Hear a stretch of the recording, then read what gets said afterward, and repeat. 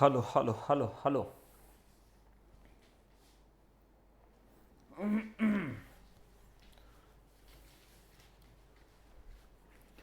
आवाज़ एक बार चेक कर लो। आवाज़ सही है?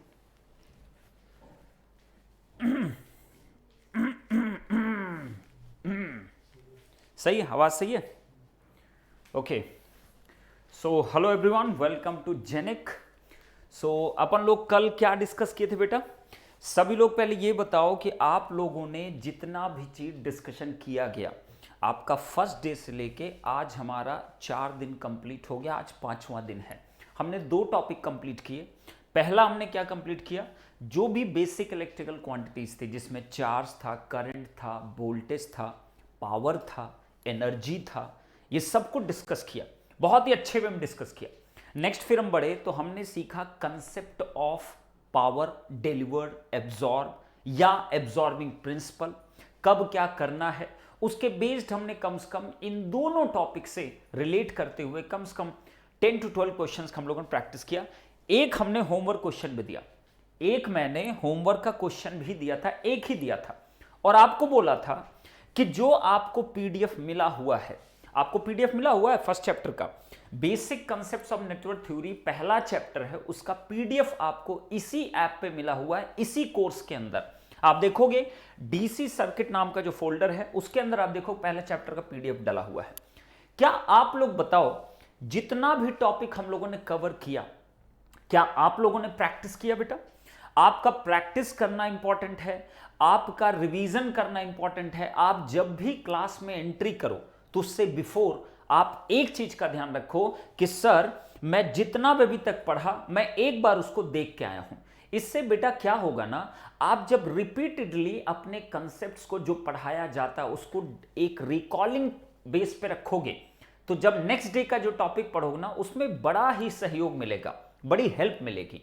तो इसलिए कहता हूं कि एक बार देख जरूर लिया करो। क्लास जब भी आपके स्टार्ट हो उससे just 1 hour before, half an hour before एक बार नोट्स को अपने गो थ्रू जरूर किया करो, बहुत हेल्प मिलती है। और ये सब धीरे धीरे आपको समझ में आएगी, ये सब बातें मैं क्यों बोल रहा हूं, why I am going with slow, बहुत स्लो चल रहा हूं, क्यों चल रहा हूं, उसके पीछे बहुत सारे लॉजिक हैं। आपका फंडामेंटल सब्जेक्ट है, पहला सब्जेक्ट है, आराम से समझो। कोर्स वोर्स की चिंता मत करो, कब कंप्लीट होगा, क्या होगा, भरोसा है मेरे ऊपर, तो इस भरोसे को मेंटेन रखो, टूटेगा नहीं, चिंता मत करो। ठीक, डन ना? सभी से बन गया बेटा? जो होमवर्क क्वेश्चन दिया था वो आपका बन गया, सभी से बन गया? यस सर, देख लिया हूं। ओके ग्रेट, अगर देख लियो तो बहुत अच्छी बात है। होमवर्क क्वेश्चन आप लोगों ने बना लिया, दैट इज वेरी नाइस। और जिससे नहीं बना, जिससे नहीं बना, आप चिंता मत करो, मैं उसको डिस्कस कर दूंगा, चिंता मत करो। बट कब डिस्कस करूंगा ये मैं बताऊंगा, ठीक है? तुम नहीं बताओगे, क्योंकि मैं इंटरप्ट नहीं कर सकता क्लास को। क्लास का फ्लो कभी टूटना नहीं चाहिए, क्लास का फ्लो मेरे लिए बहुत इंपॉर्टेंट होता है। ओके चलो, तो नेक्स्ट टॉपिक हम लोग स्टार्ट कर सकते हैं। बट 13 क्वेश्चन में प्रॉब्लम आ रहा है। ओके ठीक है, क्वेश्चन नंबर 13 जो भी है आप उसकी टेंशन छोड़ दो बेटा, एक बार और ट्राई करो। प्रॉब्लम अगर आ रहा है तो एक बार और ट्राई करो, जब तक कि मैं उसको नहीं सॉल्व करा रहा हूं तब तक एटलीस्ट एक आध बार और ट्राई करो। होपफुली आप एक बार रिवाइज करके अपने कंसेप्ट को एक बार देख के एक ट्राई और मारो बेटा, हो सकता है तुमसे बन जाए। और अगर बन जाएगा ना, वो जो खुशी मिलेगी ना, जब तुम एक बार, 2 बार, तीसरी बार जब ट्राई मार के बन गया अगर क्वेश्चन, आप बेटा उसको कभी भूल नहीं पाओगे, ये उसका बेनिफिट है। तो एटलीस्ट एक ट्राई दो, एक ट्राई दो। ओके, इजी था। ओके ग्रेट, चलो तो आज हम लोग स्टार्ट करें नेक्स्ट टॉपिक, आगे बढ़ें। तो हमारे कितने टॉपिक कंप्लीट हो चुके हैं? 2 टॉपिक। अब एकदम ना चैट बॉक्स एकदम एनर्जेटिक होना चाहिए, आपकी एनर्जी मेरे को दिखनी चाहिए। जितना ज्यादा आप एनर्जेटिक रहोगे, जितना ज्यादा आप ईगरली रहोगे, जितना ज्यादा आप में एक जुनून रहेगा, मेरे अंदर उतनी एनर्जी आएगी और उतने ही वे ब्यूटीफुल वे में आपको लीड करता रहूंगा और आपको मस्त तरीके का नेटवर्क रेडी करवाऊंगा। करेक्ट? चलो तो अब मेरे पास क्या है, होमवर्क क्वेश्चन का आंसर मैंने नहीं डिस्कस किया है, मुझे नहीं पता क्या उसका आंसर है। जब भी मैं कोई होमवर्क देता हूं, इसका मीनिंग समझते हो तुम क्या है? इसका मतलब है तुम्हारा विद कॉन्फिडेंस लेवल देखो ना, कि तुम कितना कॉन्फिडेंस गेन कर पा रहे हो बेटा। आपने जो भी कंसेप्ट लगाया उससे आंसर आपने निकाला है, तो सबके आंसर वही आने चाहिए ना, क्योंकि हम लोग नेटवर्क एनालिसिस पढ़ रहे हैं, तो एनालिसिस में एक ही आंसर होगा, डबल नहीं होगा। ठीक है, चलो ओके ग्रेट। तो मैं आंसर बता दूंगा, उसके लिए मुझे सॉल्व पहले करना पड़ेगा, तभी तो आंसर बताऊंगा। I don't know about the answer ना, मुझे नहीं पता उसका आंसर क्या है। चलो अब हम बढ़ते हैं नेक्स्ट टॉपिक की तरफ। अब हमारा नंबर किस पे आ गया, तो आपको एक फ्लो अब समझ में आया, इस फ्लो में आपको मजा आ रहा है। पहले एक एक टॉपिक, एक चैप्टर लिया, उसको नंबर ऑफ टॉपिक्स में ब्रेक किया, उस पर्टिकुलर टॉपिक को पहले समझा, फिर उसके ऊपर सबसे पहले हमने एक ग्राउंड लेवल को सीखा, ग्राउंड लेवल क्वेश्चन, उसके बाद हम लोग थोड़ा मॉडरेट गए, अप पे गए, और हमने क्या सीखा, सी लेवल क्वेश्चंस को देखा, फिर हम थोड़ा और अपने आप को अपग्रेड किए, और हम कहां पहुंच गए, स्काई लेवल क्वेश्चंस, जिस पे ज्यादा दिमाग आपको इस्तेमाल करना पड़े। तो ये आपका एक प्रोसेस होगा, इसी प्रोसेस आपको मजा आएगा। मजा आ रहा है कि नहीं आ रहा है इस प्रोसेस से? चलिए, तो नेक्स्ट टॉपिक में यहां नोट कर रहा हूं ना, ये पेन ये जो है बहुत ज्यादा भरी है, ठीक है, इट्स फाइन। नेक्स्ट टॉपिक क्या है, टॉपिक 03, ठीक, थर्ड टॉपिक। अब ये थर्ड टॉपिक क्या है बेटा, नेक्स्ट हम क्या रिलेट करेंगे, हम रिलेट करेंगे nature of elements, nature of elements, सही है। या इसी का और क्या नाम होता है, एक और नाम होता है, और characteristic of, characteristics of elements, elements, clear. इसका मतलब जितने भी एलिमेंट हम लोग पढ़ते हैं उनका नेचर क्या क्या हो सकता है, नेचर अलग अलग तरीके से हो सकता है ना। किसी भी एलिमेंट का अगर मैं आईवी कैरेक्टरिस्टिक ड्रॉ करूं या वीआई कैरेक्टरिस्टिक, ना कुछ भी आप नाम दे सकते हो, आईवी कैरेक्टरिस्टिक या वीआई कैरेक्टरिस्टिक, तो मेरे पास क्या है, अगर मेरे पास कोई एक एलिमेंट है एक्स, ये कोई एक एलिमेंट है एक्स है, ठीक है, this is my element x है, जिसके अक्रॉस कुछ वोल्टेज है, जिसके अक्रॉस कुछ वोल्टेज है, और जिसमें करंट कितनी जा रही, आई जा रही है, this is my element. Okay, ये इंक कुछ ज्यादा ही बेटा भर गया है, कौन भरा था इस इंक को, इंक कौन भरा इतना ज्यादा इसमें, ये सब खून निकल रहा है इसमें, पता है, इसमें सब बह जा रहा है एकदम से, इतना ज्यादा इंक डाल दिया है ना कि पूरा मतलब मेरा कपड़ा उपड़ा सब बर्बाद कर देगा ये। हाँ, वैसे ही बर्बाद हो चुका है, इतने मार्कर के दाग लग चुके हैं कपड़े में, रोज घर जाकर सुनना पड़ता है। ठीक, एक मिनट आप वेट करो बेटा, इसको जरा मैं क्लियर कर दूं, नहीं तो मेरे कपड़े को ना ले डूबेगा, मैं घर पे पिट जाऊंगा। कपड़ा रोज बर्बाद करूंगा तो पिट ही जाऊंगा ना, आप भी पिट जाते होगे, रोज रोज बर्बाद करोगे कपड़े तो एक दिन चलता है, 2 दिन चलता है, रोज रोज थोड़ी चलता है। ठीक है, I think it's fine now ना, बहुत ज़्यादा मार्कर डाल दिया, पूरा काला हो गया, ये लो, चलो बढ़िया, अब शायद ठीक है, अब हम लोग स्टार्ट कर सकते हैं ना, चलो कोई बात नहीं, इट्स फाइन।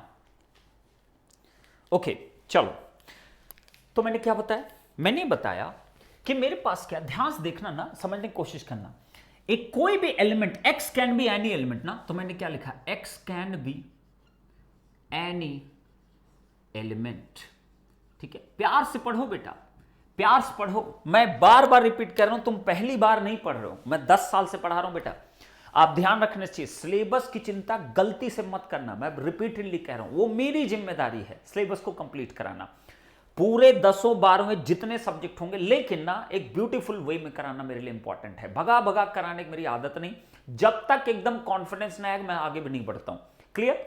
चलो, अब x कोई एलिमेंट है जिसके क्रॉस क्या है, वोल्टेज V है, I है, तो ऑन द बेसिस ऑफ, क्या लिख रहा हूं मैं, on the basis of, on the basis of IV characteristic, IV characteristic, characteristics, समझ में आ रही थी बात, मतलब इस एलिमेंट के टर्मिनल पे V और I के बीच की जो कैरेक्टरिस्टिक होगी, उसके बेस पे आपके एलिमेंट्स को जो कैटेगराइज किया गया, नंबर 1 लीनियर और नॉन लीनियर, या तो लीनियर होगा या तो क्या होगा, नॉन लीनियर। नेक्स्ट क्या कैटेगराइज किया गया, नंबर 2 एक्टिव, एक्टिव और पैसिव, एक्टिव और पैसिव। नेक्स्ट क्या कैटेगराइज किया गया, नंबर 3, नेक्स्ट कैटेगराइज किसके बेस किया गया, on the basis of unidirectional, unidirectional directional और बाई डायरेक्शनल, बाई डायरेक्शनल। अब इसको ध्यान सुनना, इसको और एक नाम और दिया गया, यूनिडायरेक्शनल को हम कहते हैं यूनिलैटरल, यूनिलैटरल और बाईलैटरल, बाईलैटरल, करेक्ट है। तो ये करंट से रिलेटेड टर्म है, this term is related with the current, clear. And fourth जो डिवाइड किया गया that is your time variant, time variant और time invariant, time invariant, clear. इसी तरीके से आपको एलिमेंट्स को डिवाइड किया गया, किसके बेस पे, किसी भी एलिमेंट के नेचर को कैसे डिफाइन किया जा सकता, दिस इज द नेचर ना, किसी भी एलिमेंट का ये नेचर है। एक्चुअली एलिमेंट को कहना कि ये लीनियर है, नॉन लीनियर है, बाइलैटरल है, यूनिलैटरल है, ऐसा कहना ठीक नहीं है। किसी भी एलिमेंट का जो बिहेवियर है, जो नेचर है, वो कैसा कैसा हो सकता है, लीनियर नेचर का हो सकता है, नॉन लीनियर नेचर का हो सकता है, उसका एक्टिव नेचर हो सकता है, उसका पैसिव नेचर हो सकता है, उसका यूनिडायरेक्शनल हो सकता है नेचर, आपका बाई डायरेक्शनल नेचर हो सकता है, उसका टाइम के साथ वैरी कर सकता है नेचर और टाइम के साथ नहीं वैरी कर सकता नेचर। तो किसी भी एलिमेंट का, जैसे मैं हूं पंकज शुक्ला, मैं कोई एलिमेंट हूं, तो मेरा नेचर क्या क्या हो सकता है हर एक कंडीशन में। तो मैं गुस्सा भी हो सकता हूं, वो मेरा नेचर है, मैं खुश भी हो सकता हूं, वो मेरा नेचर है, मैं किसी के लिए कुछ कर सकता हूं, वो मेरा नेचर है, मैं किसी को कुछ दान दे दूं, वो मेरा नेचर है, मैं किसी से चीट कर लूं, वो भी मेरा नेचर है, मैं किसी को बर्बाद कर दूं, वो भी मेरा नेचर है। तो एलिमेंट के नेचर की बात होती है, उसका बिहेवियर कैसा होने वाला है अंडर सर्टेन कंडीशन, क्लियर। तो किसके बेस पे डिफाइन कर रहे हैं, वोल्टेज एंड करंट के बेस पे। तो जो इलेक्ट्रिकल इफेक्ट है, voltage and current is the electrical effect of the charge, charge का जो इलेक्ट्रिकल इफेक्ट है वो क्या है, वोल्टेज एंड करंट। तो वोल्टेज एंड करंट से ही सारे नेचर को डिफाइन किया गया है, उनकी कैरेक्टरिस्टिक के बेस पे, क्लियर, यहां तक एकदम क्लियर सर।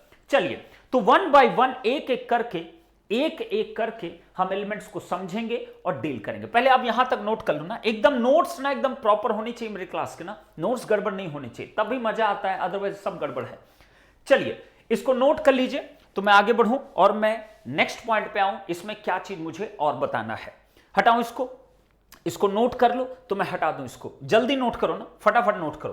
तो मैं पहली हेडिंग कर रहा हूं, नंबर वन मैंने क्या लिखा, लीनियर और non linear,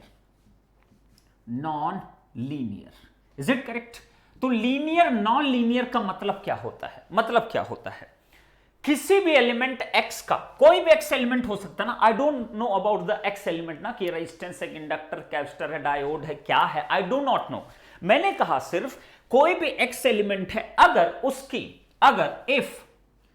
if the IV characteristic, IV curve is a straight line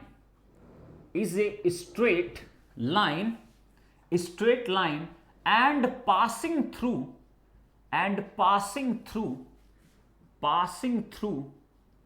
origin,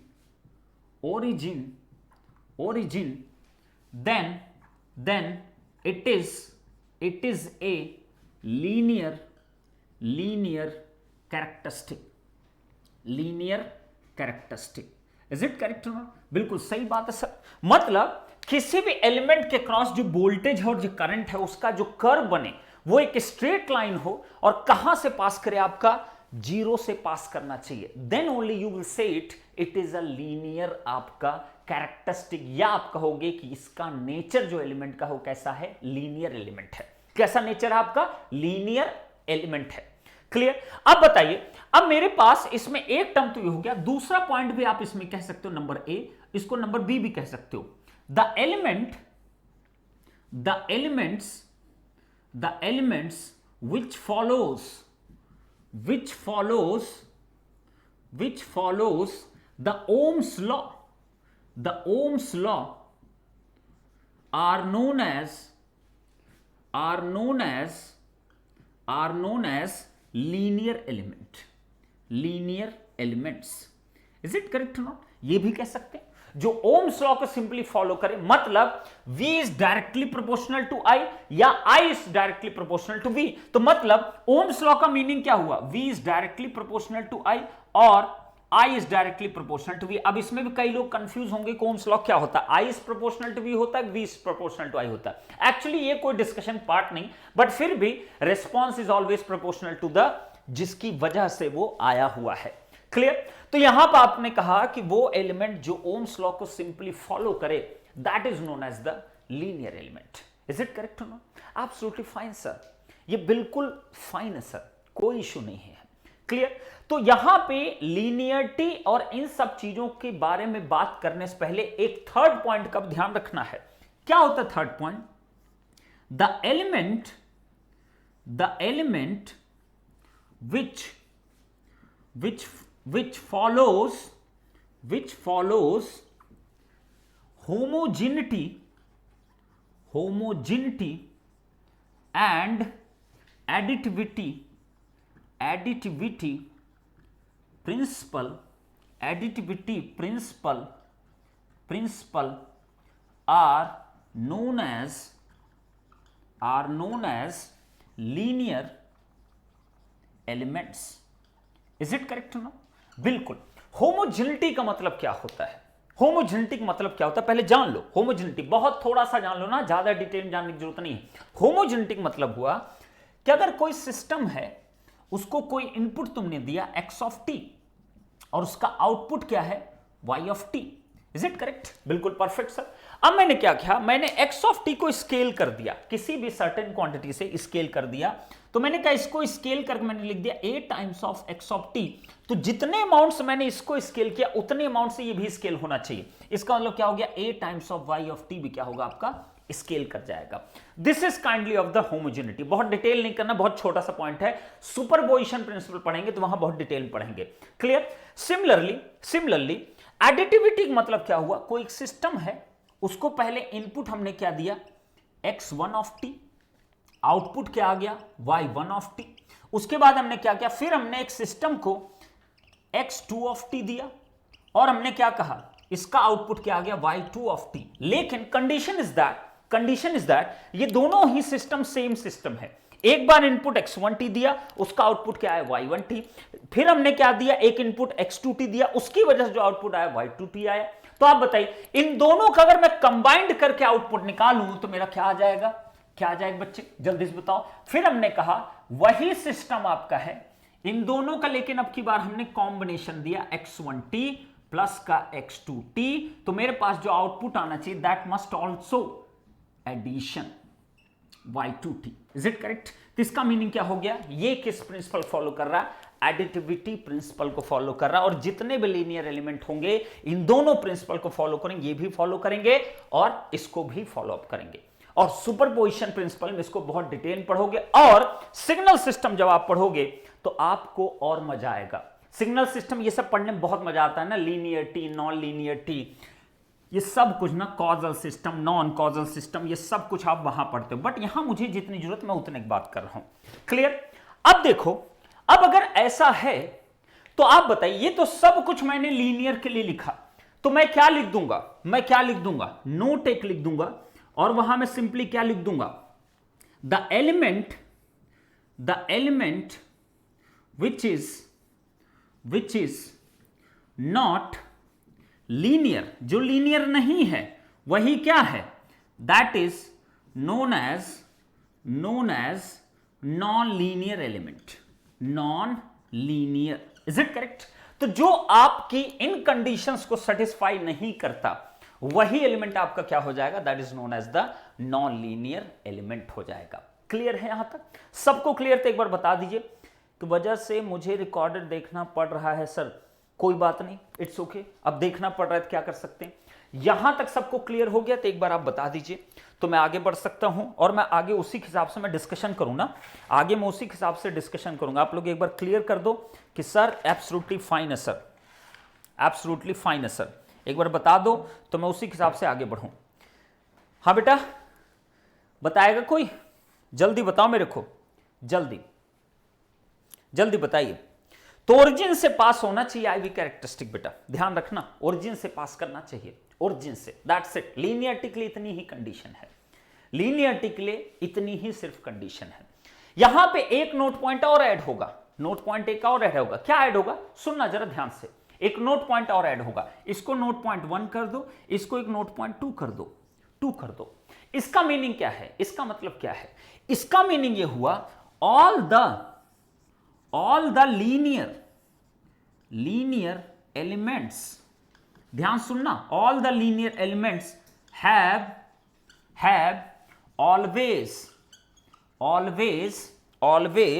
always constant impedance और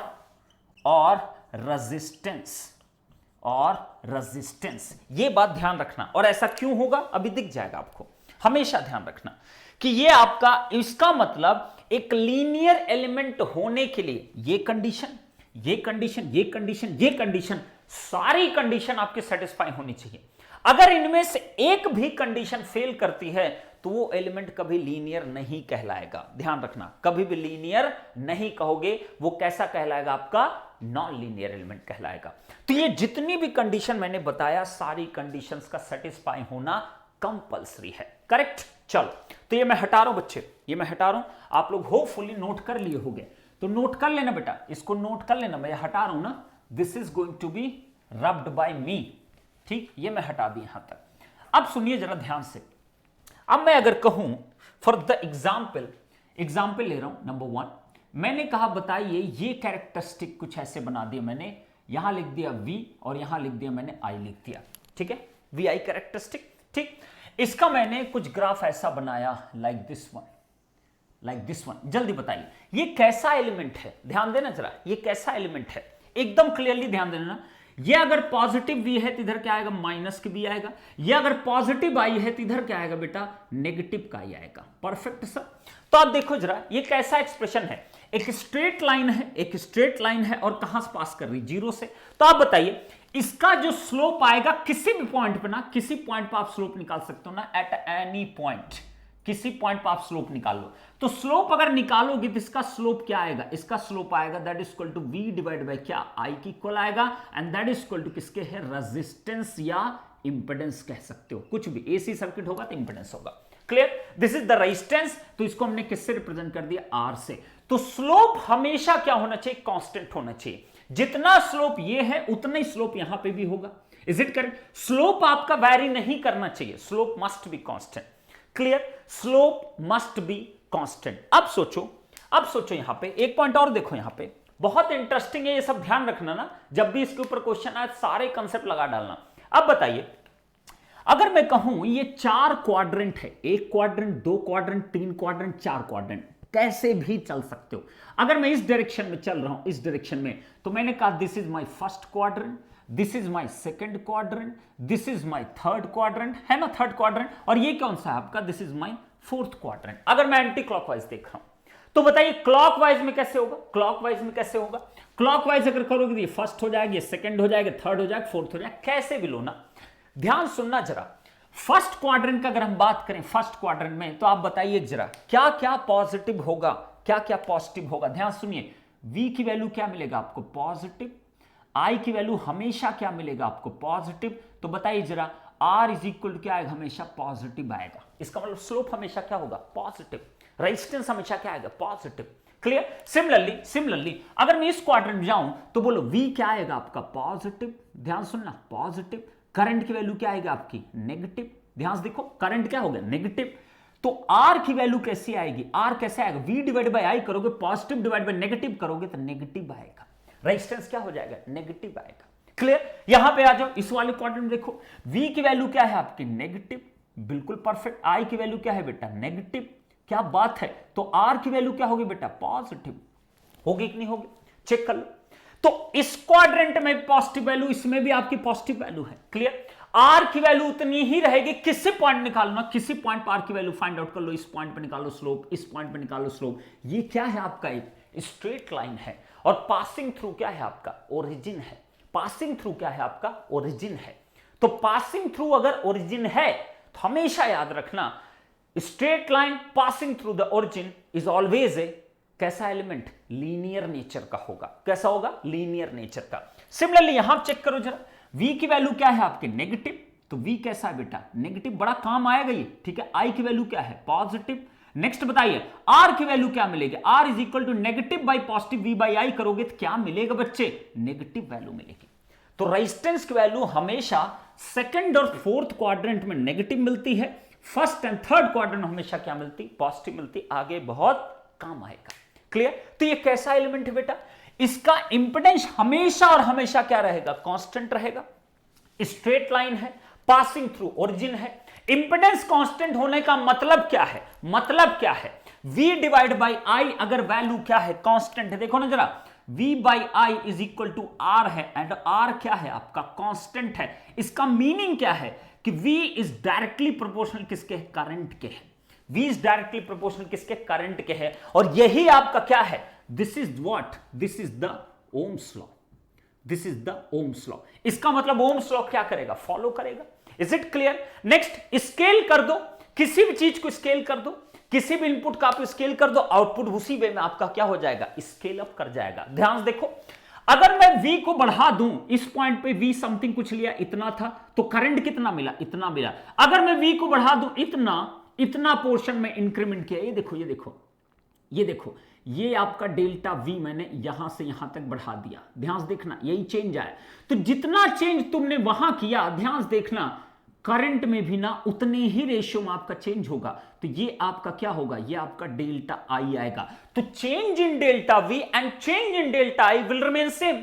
इसका मतलब जितना आप स्केल करोगे उतना इधर भी स्केल करेगा।